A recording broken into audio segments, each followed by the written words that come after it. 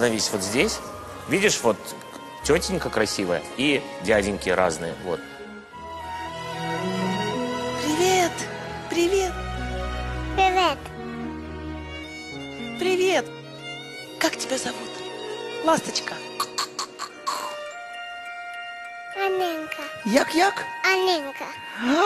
Арінка. Арина.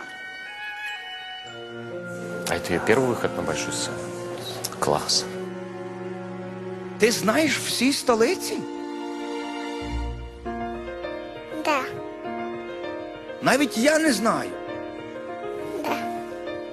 Як таке може? Я не можу повірити в це. І хочу дати тобі перше питання. Столиця України. Київ. Це елементарне питання. А от, наприклад, є така країна Кенія. Яка столиця Кенії?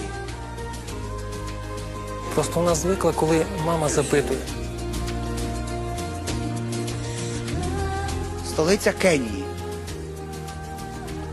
Найробі. Найробі? Ха-ха, правда. А столица Мозамбик.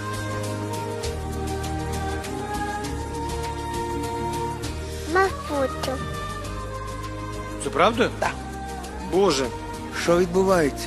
я не знаю, що відбувається. А Сполучені Штати Америки, США?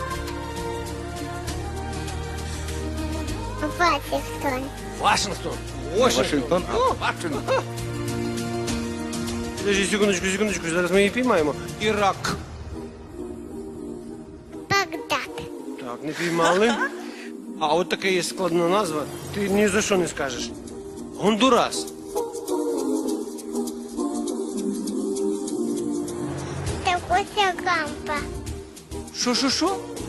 Тегусигампа. Тегусігальпа. Капець. Еквадор. Кито. Непал. Катманду. Венесуела. Каракас. Вірменія. Еневан. Індія. Дені. В'єтнам. Все, я пішов в школу. Ханой. Куба. Гавана. Тишина. Нова Зеландія.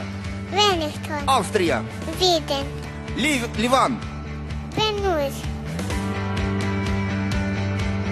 Я дико извиняюсь, я старше, чем ваша дочь в 19 раз. И боюсь, что я не назову даже 5-й части. Я сама не знала, я з нею вивчила. Да. Таджикистан. Дюсамбе. Моя ты сладкая. Я говорю да.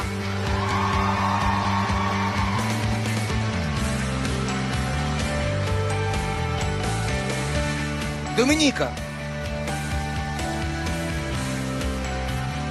Є Домініканська Республіка і є Домініка. Озо. Правда. Капець, я кажу так.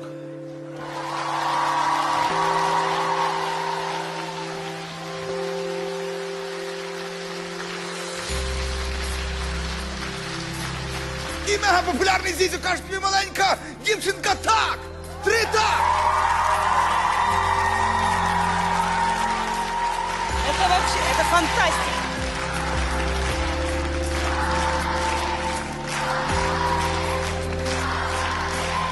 Наймолодший талант країни! Оплески! Ти налякав дитину!